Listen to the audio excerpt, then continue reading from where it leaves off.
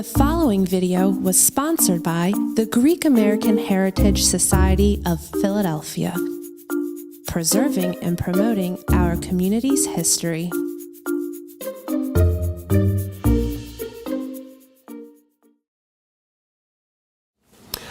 My name is Curtis Cummings. I'm a Greek American born April 1953 in Norristown, Pennsylvania. My parents soon moved us to the Stratford, with two F's, Stratford neighborhood of Wayne, PA, where I lived until I finished medical school. I'm a medical doctor, a public health physician, retired U.S. Navy officer, athlete, and leader of VFW Post 6633 LF30, the only Greek-American VFW post in the country.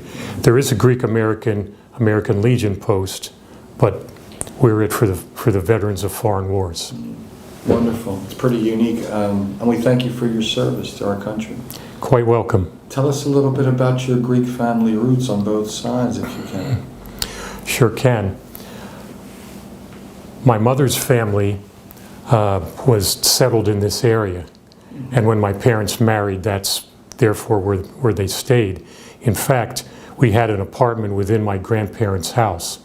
They were natives of the Laconia area of the Peloponnesos in Greece, and they immigrated here, as did my father's parents as well, over 100 years ago.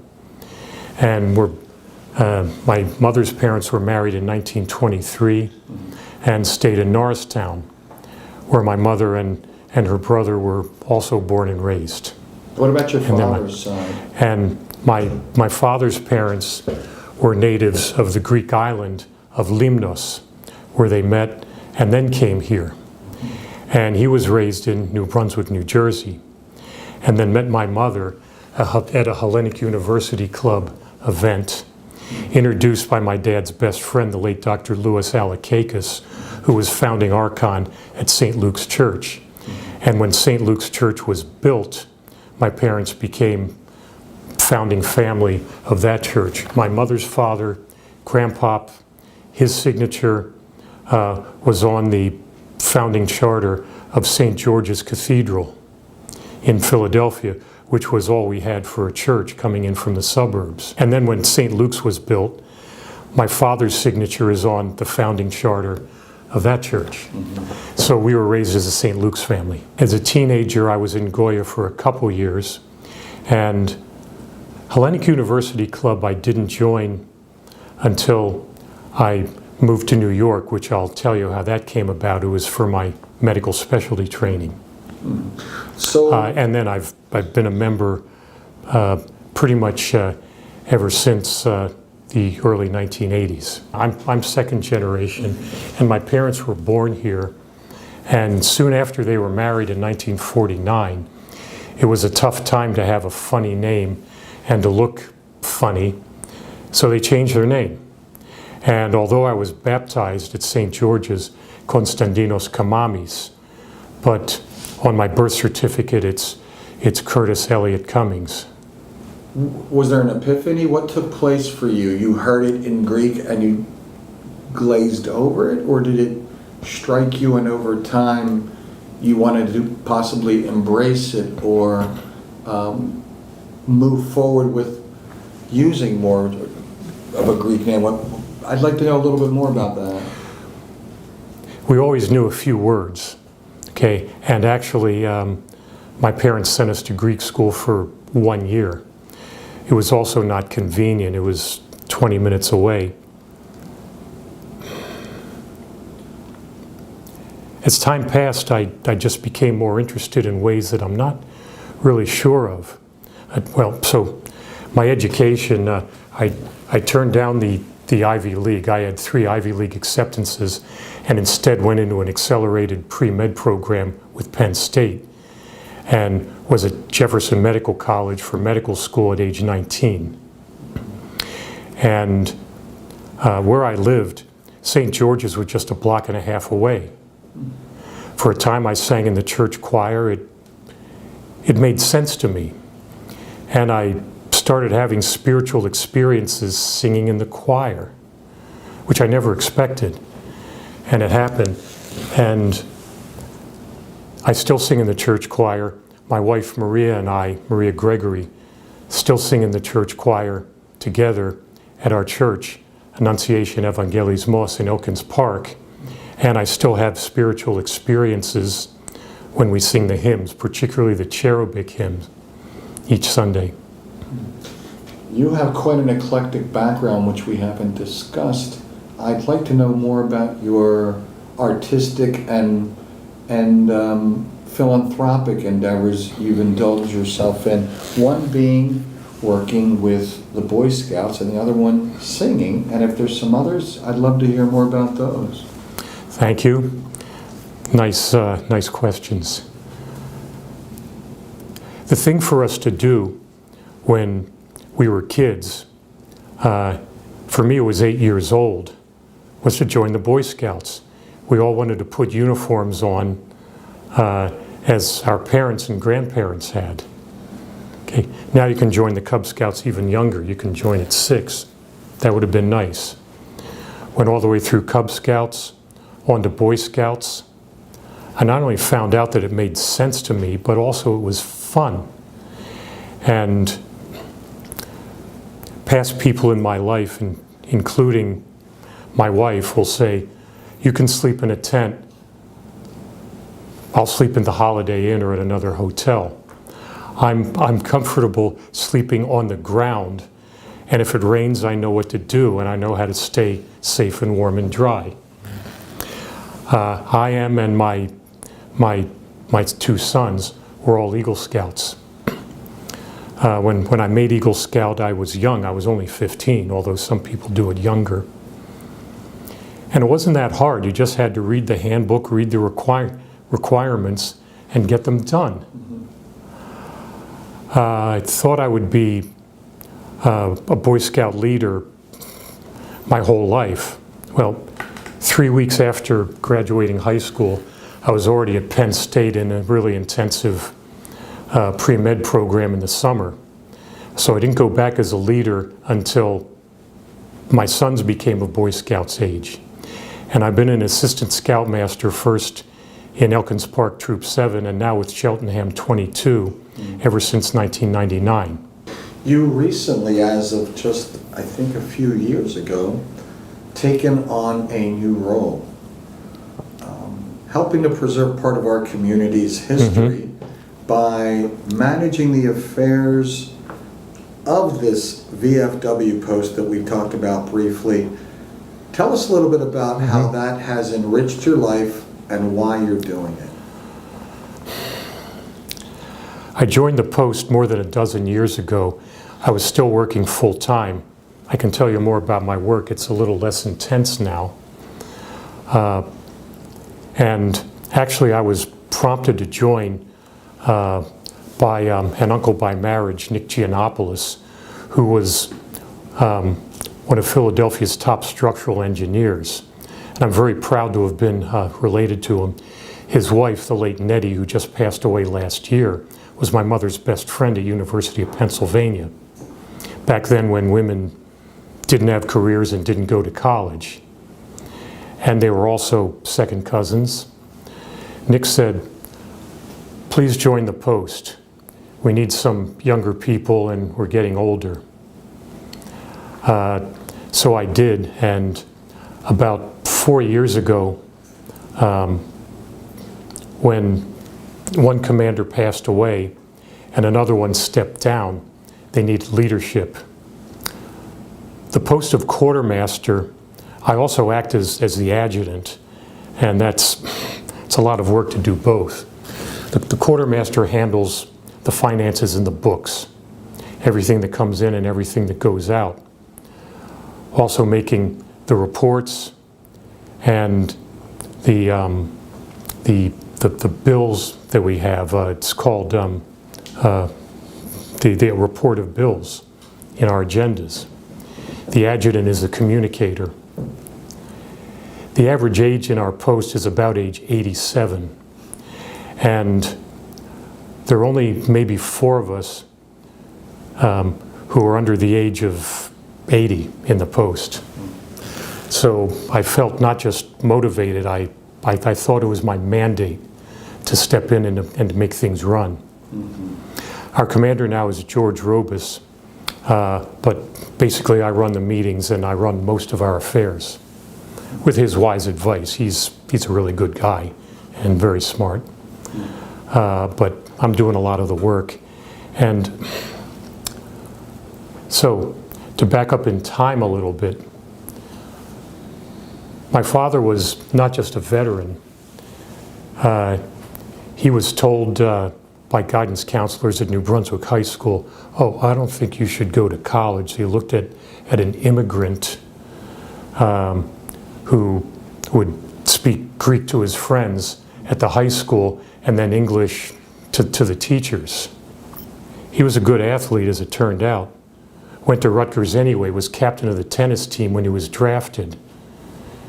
Found out when he went into the Army and then into the Army Air Corps that he was as capable as university young men from elsewhere. Became an officer, a navigator bombardier, and that's the main reason I'm here, is he was held back as an instructor. If he had gone over with his graduating class over to Italy to fly B-24 bombers, the plane in which he would have ridden crashed into a mountainside. When the pilot got lost in clouds, he would have been killed and I wouldn't be here and we wouldn't be here. So that's really pretty amazing. Reason he was held back as an instructor was that he was a dead shot with a rifle and pistol using his really sharp right eye. If you hand me a weapon, and as I did in my Navy career, I shoot expert immediately just because I have a really good eye and good aim. And his mother's name, my grandmother, was the best tailor and seamstress in her village back in Limnos. The town of Mudros, the port city on that island, and her name was 60 Needles, Exina Veloni. So it's pure genetics and pure talent.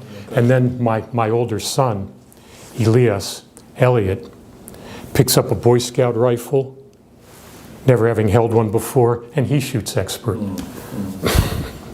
So my father's background, he found out he could do better.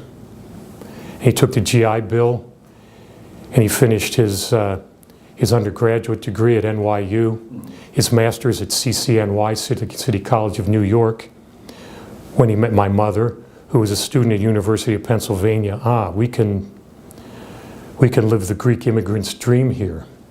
And they got married and he finished his PhD in clinical psychology, which my sister went on to do, and she's married to a clinical psychologist. All this is about contributing.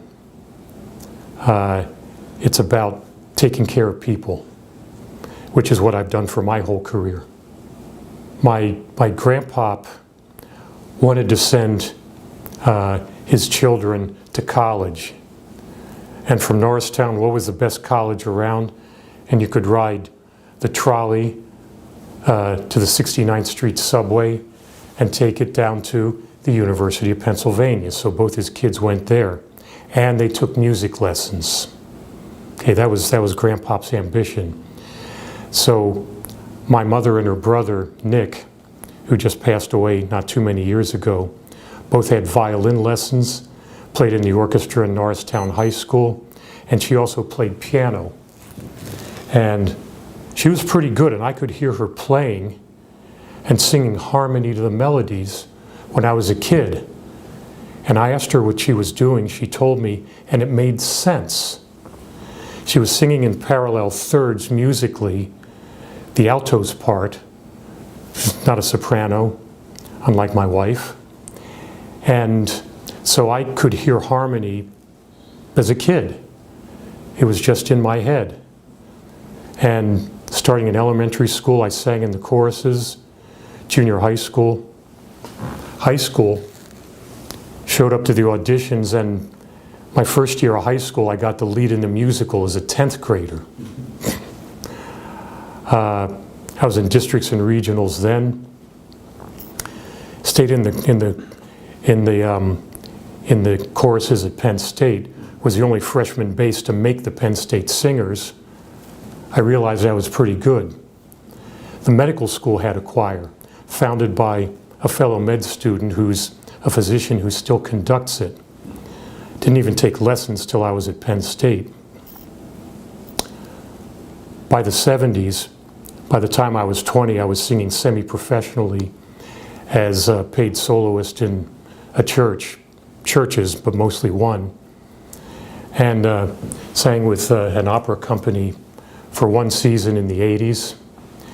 And I just love it. And it's also the main contribution that I have to the church services. I love the Byzantine music, and I love it when we sing Bach and Mozart and Brahms and Haydn in the Thomas Jefferson University Choir. Without music, I miss it. That's what I feel to be complete. One thing I'll mention, two other things. Athletics. I thought scuba diving was kind of silly. And then in medical school, well, these are the people who do hyperbaric medical treatments, and there's a whole subfield within public health and preventive medicine of diving and undersea medicine. In the Navy, I got a professional diving rating, and I still go scuba diving. I have photos of me in a wetsuit, yeah, to this day. And that's a whole lot of fun. The main photograph on my Facebook page is my older son and I on a shark dive. We're there kneeling on the bottom like this with 5 sharks in the photograph. Aren't you scared? Well, no, these are Caribbean reef sharks. They don't eat people. They're not interested in somebody who's making noise, blowing bubbles, and wearing a rubber suit, neoprene rubber suit down at depth. They eat fish. So they're coming by us, brushing against us with their lateral fins. I got whacked a few times by their tail fins, and it was a blast.